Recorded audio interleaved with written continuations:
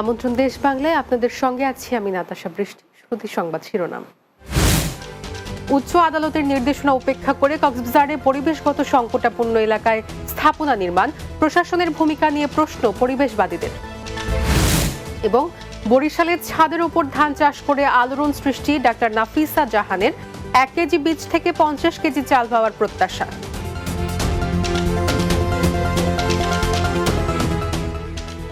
শুনছিলেন শিরোনাম, এবার বিস্তারিত। উচ্চ আদালতের নির্দেশনা উপেক্ষা করে কক্সবাজারে পরিবেশগত সংকটাপন্ন এলাকায় নির্মিত হচ্ছে বিভিন্ন স্থাপনা। এতে সংশ্লিষ্ট প্রশাসনের ভূমিকা নিয়ে প্রশ্ন তুলেছেন পরিবেশবাদীরা।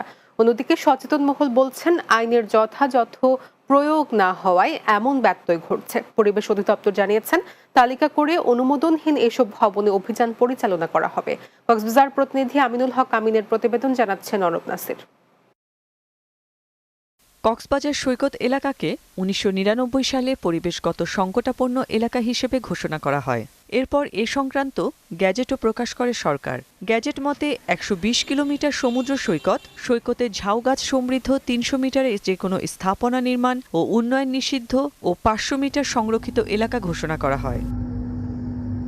জোয়ারভাটার মধ্যবর্তী লাইন থেকে পৌরসভার প্রথম ৩০০ মিটার নো ডেভেলপমেন্ট জোন উল্লেখ করে সেখানে স্থাপনা নির্মাণ করা যাবে না বলে নির্দেশনা দেয় উচ্চ আদালত। পরিবেশবাদী সংগঠন বেলার এক রিটের পরিপ্রেক্ষিতে এই নির্দেশনা দেয়া হয়। এর সাথে যুক্ত হয় কৌকের মাস্টার প্ল্যান। নির্দেশনা না মেনে চলছে এমন কর্মযজ্ঞ। আমরা মনে করি এই বর্তমান সরকার উদ্যোগ নিয়ে হাইকোর্টের রায় বাস্তবায়ন করবে এবং যারা ইসি এলাকায় বহুতল ভবন তৈরি করেছেন সেগুলো ভেঙে ফেলে সেখানে পরিবেশ প্রকৃতি রক্ষা করে ইসি আইনের বাস্তবায়ন করবে। উচ্চ আদালতের নির্দেশনা বাস্তবায়নে সবাইকে সচেতন হবার পরামর্শ দিয়েছেন এই শিক্ষাবিদ। আইনের প্রতি শ্রদ্ধাশীল হতে হবে এবং প্রত্যেকেই নিজ নিজ জায়গা থেকে এগিয়ে আসতে হবে। ইসিএ এলাকাকে সুরক্ষিত রাখতে প্রয়োজনীয় পদক্ষেপ নেওয়ার দাবি জানিয়েছেন এই বিশিষ্টজন। স্থানীয় প্রশাসন যারা আছে তারা যেন ইসি এলাকায় কোনো ধরনের স্থাপনা করতে না পারে সেই ব্যবস্থাটা জোরালোভাবে নেয়। ইসিএ এলাকায় অনুমোদনহীন ভবন নির্মাণকারীদের বিরুদ্ধে ব্যবস্থা নেওয়ার কথা জানিয়েছে পরিবেশ অধিদপ্তর। বিভিন্ন সময় আমাদের অধিদপ্তর থেকে বিভিন্ন ধরনের পরিবেশ সংরক্ষণের যে মামলা করা হয়েছে, এ ধরনের যদি অবৈধ কেউ কার্যক্রম করে আমার নিয়মিতভাবে মামলা চালানো হয়েছে। দ্রুত সময়ের মধ্যে ইসিএ এলাকায় সব ধরনের স্থাপনা নির্মাণ বন্ধের দাবি সচেতন মহলের। Desk report, Bangla TV. পরিচ্ছন্নতা শুরু হোক আমার থেকে, এই প্রতিপাদ্যে সংগঠন বিডি ক্লিন আয়োজনে জয়পুরহাটে পরিচ্ছন্নতা অভিযান শুরু হয়েছে। শনিবার 250 শয্যার জেনারেল হাসপাতালে এ কার্যক্রমের উদ্বোধন করা হয়। এতে বক্তব্য রাখেন জেলা প্রশাসক Afroza Akhtar Chowdhury, police super M A Wahab, 250 শয্যা জেনারেল হাসপাতাল জয়পুরহাটের তত্ত্বাবধায়ক সর্দার রাশেদ মোবারক, সিনিয়র আইনজীবী advocate Abdul Momen Fakir, civil surgeon officer medical officer ডাক্তার জুবাইর আহমেদ জুবাইর, বৈষম্য বিরোধী ছাত্র প্রতিনিধি হাসিবুল হক সঞ্জিত, বিডি ক্লিনের জেলা সমন্বয়ক রাকিবুল হাসান রাকিব সহ বিভিন্ন প্রতিষ্ঠানের শিক্ষার্থীরা। বরিশালে ছাদের ওপর ধান চাষ করে আলোড়ন সৃষ্টি করেছেন institute of nuclear medicine and allied সায়েন্সের পরিচালক ডাক্তার নাফিসা জাহান। বরিশালে ছাদের উপরে ধান চাষের বিষয়টি বেখাপ্পা মনে হলেও তিনি কাজটি করেছেন সফলভাবে। এর আগেও তিনি ছাদে সফলভাবে আখ চাষ করেছিলেন। Barishal bureau in charge FM Nazmul রিপনের প্রতিবেদন, জানাচ্ছেন Suraiya Sima. Barishal institute of nuclear medicine and allied science office ভবনের ছাদে প্লাস্টিকের 500 বোতলে মাত্র 1 কেজি ধানের বীজ রোপণ করা হয়। বীজের প্রতিটি থোকায় এসেছে ধান, আর সেই ধান থেকে প্রায় 50 কেজি চাল পাবেন বলে আশা করছেন উদ্যোক্তা নাফিসা জাহান। ছাদ জুড়ে কয়েকশো বোতলের গাছ যে কারো মন কাড়বে। মানুষকে চিকিৎসা সেবা দেওয়ার পাশাপাশি পরিবেশকে ভালো রাখতে ছাদ বাগানে ধানের পাশাপাশি ফুল, ফল ও সবজি চাষ করেছেন বলে জানান প্রতিষ্ঠানটির পরিচালক নাফিসা জাহান। ছাদে সবসময় আমাদের বাগান, শাকসবজি, ফুল, ফল সবকিছুই আছে। বাগান চলবে, বাগান সব সময় চলবে। না, ছাদে প্রভাব পড়ছে না, কারণ এই টবগুলোতে কিন্তু ফুটা নাই, তলায় পানিটা বের হয়ে যাচ্ছে না। তো আশেপাশের জায়গাটা আমরা এমনি পরিষ্কার রাখছি, তো যে কারণে ছাদের ক্ষতি হওয়ার সম্ভাবনা নেই। ছাদে কৃষিকাজ একটা ভিন্ন অভিজ্ঞতা বলে জানান প্রতিষ্ঠানটির কর্মচারীরা। প্রথম আমি দেখলাম যে ছাদে ধান চাষ করাও সম্ভব এবং খুব কম জায়গায় খুব ব্যাপক ফলনও হয়েছে। তো সহজে ছাদে ধান চাষ করা আমার মনে হয় যে এত সহজে কোনো ফসল করা আমার মনে হয় কোনো সহজ আছে কিনা এটা আমার জানা নাই। চিকিৎসা বিজ্ঞান নিয়ে গবেষণা করা প্রতিষ্ঠানটির ছাদে কালিজিরা ও চিনিগুড়া জাতের ধান চাষ করে প্রথমবারেই সফলতার মুখ দেখেছেন উদ্যোক্তা, যা অন্যদের জন্য প্রেরণাদায়ক বলে মনে করছেন সংশ্লিষ্টরা। Desk report, Bangla TV. ঝিনাইদহে বিল থেকে অজ্ঞাত এক ব্যক্তির লাশ উদ্ধার করেছে পুলিশ। শনিবার সদর উপজেলার নলডাঙ্গা ইউনিয়নের যাত্রাপুর গ্রামের মশিয়াঘাট মাঠের বিল থেকে ওই ব্যক্তির লাশ উদ্ধার করা হয়। পুলিশ ও স্থানীয়রা জানায়, বিলের মধ্যে একটি পুকুরে লাশ ভেসে থাকতে দেখে পুলিশে খবর দেয় স্থানীয়রা। পরে পুলিশ এসে তার লাশ উদ্ধার করে ময়নাতদন্তের জন্য সদর হাসপাতালের মর্গে পাঠায়। উদ্ধার হওয়া লাশের শরীরে আঘাতের কোনো চিহ্ন নেই। এটি হত্যা নাকি স্বাভাবিক মৃত্যু তা নিশ্চিত করতে পারেনি পুলিশ।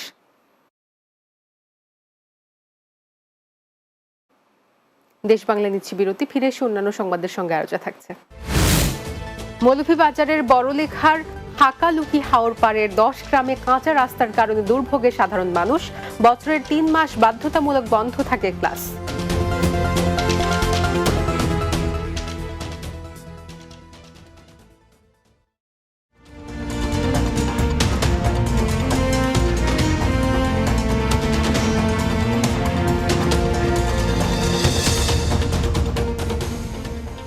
বিরতির পর দেশ বাংলায় স্বাগত আরও একবার। মৌলভীবাজারের বড়লেখার উপজেলার সুজানগর ইউনিয়নের হাকালুকি হাওরপাড়ের 10 গ্রামে কাঁচা ও সরু রাস্তার কারণে চরম দুর্ভোগে রয়েছে সাধারণ মানুষ। সবচেয়ে বেশি দুর্ভোগে পড়েন শিক্ষার্থীরা, আর বছরের 3 মাস বাধ্যতামূলক বন্ধ রাখতে হয় ক্লাস। মৌলভীবাজার বড়লেখা উপজেলার সুজানগর ইউনিয়নের পাসনা, চরপোনা, 10 ঘড়ি, কটালপুর, রাঙিনগড়, বাড্ডা, জগরি সহ 10 গ্রামের রাস্তাগুলো কাঁচা। হাওরপাড়ের এসব প্রায় 25,000 মানুষ ও স্কুল, কলেজ, মাদ্রাসার শিক্ষার্থীরা যাতায়াত করেন। তবে শিক্ষা প্রতিষ্ঠানে যেতে দুর্ভোগ পোহাতে হয় তাদের। সবচেয়ে বর্ষা মৌসুমে রোগীদের সমস্যায় পড়তে হয়। বর্ষা মৌসুমে নৌকা স্বল্পতার জন্য শিক্ষার্থীরা স্কুলে আসতে পারে না। এতে পাঠদান কার্যক্রম মারাত্মক ব্যাহত হয়। কাঁচা রাস্তাগুলো পাকা করার উপযোগী করতে বড় বরাদ্দ প্রয়োজন বলে জানান স্থানীয় জনপ্রতিনিধি। দ্রুত সময়ের মধ্যে রাস্তার সংস্কার করবে সংশ্লিষ্ট কর্তৃপক্ষ, এমন প্রত্যাশা শিক্ষক, শিক্ষার্থী ও ভুক্তভোগী এলাকাবাসীর। প্রতি বছরই বন্যার সময় 1.5 থেকে 2 মাস স্কুল বন্ধ থাকে। রাস্তাটা সংস্কার করে বরাদ্দ করার জন্য আমরা কর্তৃপক্ষকে অনুরোধ করছি।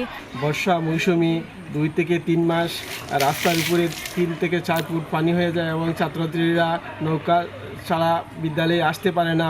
ঊর্ধ্বতনদের কাছে আবেদন করব যে এইটুকুই, আমার এলাকা অ্যাকচুয়ালি বন্যা ক্ষতিগ্রস্ত এফেক্টেড এলাকাগুলো, এগুলা রাস্তাঘাটের দিকে একটু দৃষ্টি রাখার জন্য।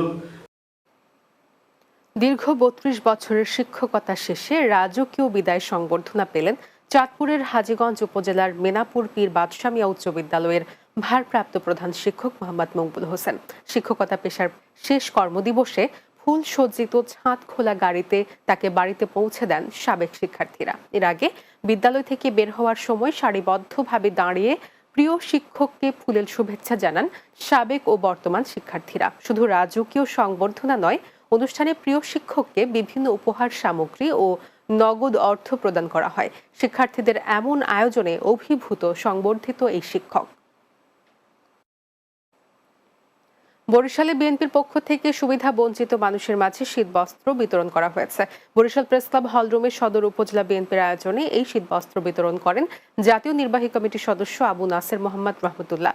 এ সময় আব্দুর রহমান বিশ্বাস স্মৃতি ফাউন্ডেশনের আহ্বায়ক ডাক্তার আমিনুল ইসলাম, বরিশাল মহানগর কৃষক দলের সভাপতি শাহিদ তালুকদার, সদর উপজেলা স্বেচ্ছাসেবক দলের সদস্য সচিব শামসুল কবির ফরহাদ সহ অন্যরা উপস্থিত ছিলেন। নোয়াখালীর সেনবাগে ইদিলপুর শিক্ষা ও সাংস্কৃতিক ফাউন্ডেশন বৃত্তি পরীক্ষা সনদ ও পুরস্কার বিতরণী অনুষ্ঠিত হয়েছে। শনিবার দুপুরে উপজেলার ইদিলপুর সরকারি প্রাথমিক বিদ্যালয় মাঠে পুরস্কার বিতরণী অনুষ্ঠিত হয়। এতে প্রধান অতিথি ছিলেন টপস্টার গ্রুপের ব্যবস্থাপনা পরিচালক লায়ন সৈয়দ হারুন। ফাউন্ডেশনের সভাপতি লায়ন মোহাম্মদ জসিম উদ্দিনের সভাপতিত্বে এ সময় শহীদ আমানুল্লাহ উচ্চ বিদ্যালয়ের আজীবন দাতা সদস্য আব্দুল হান্নান বাবুল, ভ্যালিনেক্স লিমিটেডের চেয়ারম্যান সেকান্তর আলী মানিক, সমাজসেবক মোহাম্মদ হারুনুর রশিদ, শরফুদ্দিন আহমেদ রনি সহ অনেকে উপস্থিত ছিলেন। পটুয়াখালী কলাপাড়ায় পাটের পরিবর্তে দেশে উদ্ভাবিত কৃষকদের কেনাফ চাষে উদ্বুদ্ধ করতে মাঠ দিবস অনুষ্ঠিত হয়েছে। পটুয়াখালীর পাখিমারা পাট গবেষণা উপকেন্দ্রে BJRI অঙ্গ পার্টনার প্রকল্পের আয়োজনে এই মাঠ দিবস অনুষ্ঠিত হয়। BJRI খামার ব্যবস্থাপনা ইউনিটের পিস ও কৃষিবিদ ডক্টর মোহাম্মদ লুৎফর রহমানের সভাপতিত্বে এই সময় বক্তব্য রাখেন BJRI এর CSO কৃষিবিদ ডক্টর গোলাম মোস্তফা, কৃষিবিদ ডক্টর AKM শাহাদাত হোসেন ও BJRI এর মৃত্তিকা বিজ্ঞান বিভাগের PSO কৃষিবিদ মোহাম্মদ কামরুজ্জামান সহ অন্যরা। শেষ করব দেশ বাংলা, যাওয়ার আগে শিরোনামগুলো জানিয়ে দিচ্ছি আরও একবার। উচ্চ আদালতের নির্দেশনা উপেক্ষা করে কক্সবাজারের পরিবেশগত সংকটাপন্ন এলাকায় স্থাপনা নির্মাণ, প্রশাসনের ভূমিকা নিয়ে প্রশ্ন পরিবেশবাদীদের। বরিশালের ছাদের ওপর ধান চাষ করে আলোড়ন সৃষ্টি, ডাক্তার নাফিসা জাহানের 1 কেজি বীজ থেকে 50 কেজি চাল পাওয়ার প্রত্যাশা। এবং মৌলভীবাজারের বড়লেখার হাকালুকি হাওর পাড়ের 10 গ্রামে কাঁচা রাস্তার কারণে দুর্ভোগে সাধারণ মানুষ, বছরে 3 মাস বাধ্যতামূলক বন্ধ থাকে ক্লাস।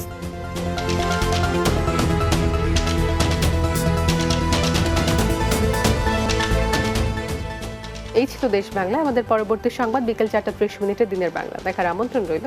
এতক্ষণ সঙ্গে থাকার জন্য ধন্যবাদ সবাইকে।